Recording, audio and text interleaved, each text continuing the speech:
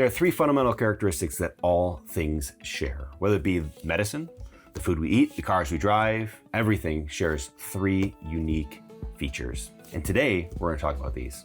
Hi, if you're new here, my name's Matt. I'm an emergency physician, a husband and a father, and this channel is all about life in emergency medicine and how emergency medicine can help us be better at home and professionally.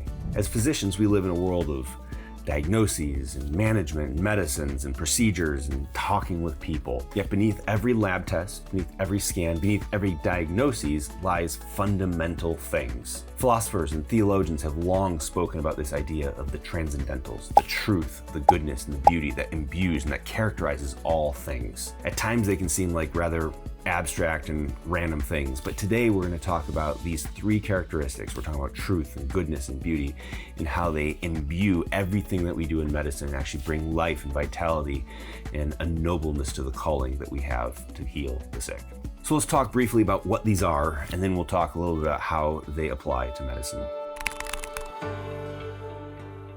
We can think about truth as really that which accords with reality. We live in a strange world where on the one hand we seek to root out misinformation, but yet on the other hand we seek to deny the reality of truth. But fundamentally, the world is rooted in truth. And we can see this all over the place, right? You can look at the gravitational coefficient or the dosing of medications or the various different quests or research studies to seek out and understand and unroot and unmask the truth.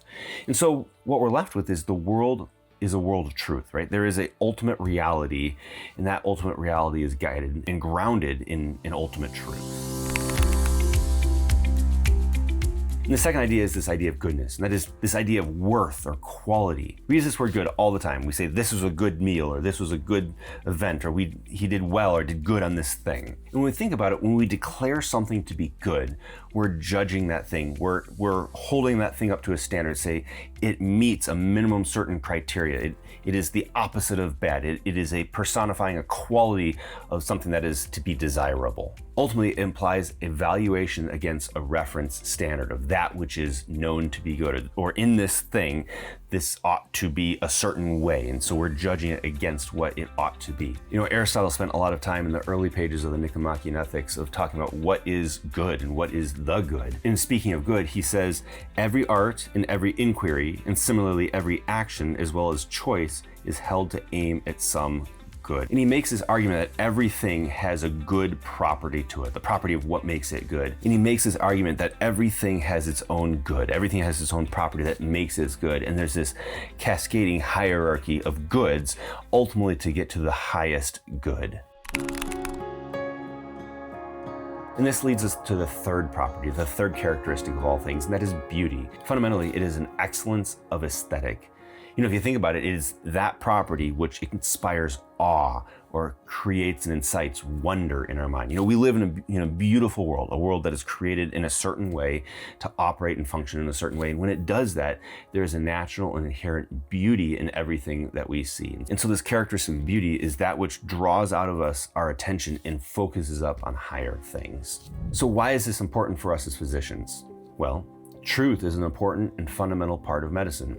It is the basis of all our knowledge that everything is built on thereafter.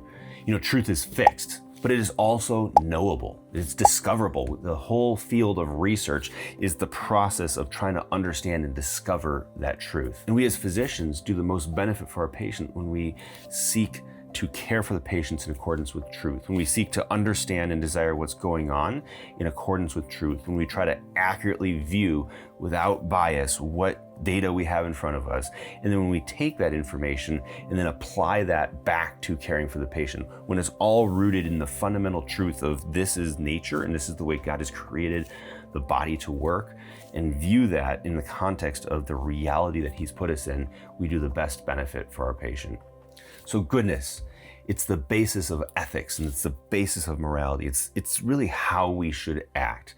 It's the guardrails that we place around our practice so that we do the right thing.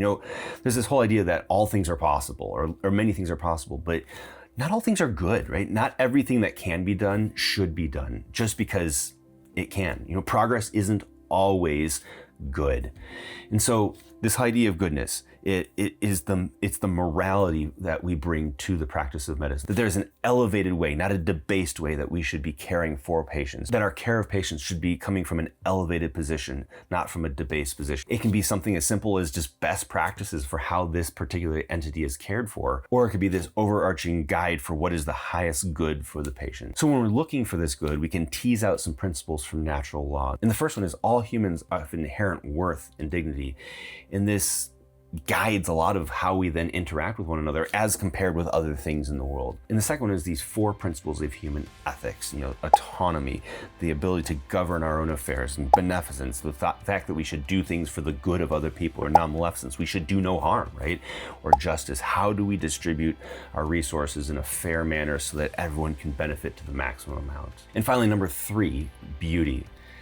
That which inspires awe. We've been created and we've placed in a beautiful world, and we as physicians have a unique perspective on that world. We can see it from the microscopic level, down from the ribosomes and the DNA inside of our cells, all the way up to a macroscopic level, looking at the interactions of the human body and the biochemical nature of how we as humans function. We can see how it works and how it doesn't work. And we can see in that whole process a complex machine that is, in the one hand, self-sufficient, but also very dependent, and fragile yet resilient, and breakable yet fixable.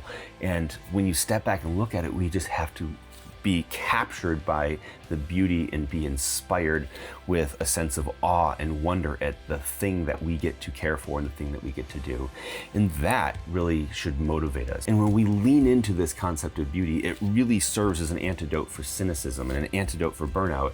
And we see that it's not just about pushing patients through or making money, but we get to be a part of this complex thing that we call the human body, in promoting the health and well-being of that human body. So there it is, truth, goodness, and beauty. All things are built from these core fundamental things. And we can see that in medicine, they undergird everything that we do. We seek truth and we seek to care for patients in a good and excellent manner. And in all that, we stand witness to the wonder and the majesty of what we get to be. So I hope this helps. If you enjoyed this video, hit that subscribe button, hit that notification bell down below. Leave me comments about what you think about truth, goodness, and beauty, and these fundamental, these transcendental properties of all things. And if you like this video, check out this next one. See you guys. Have a good day. Bye.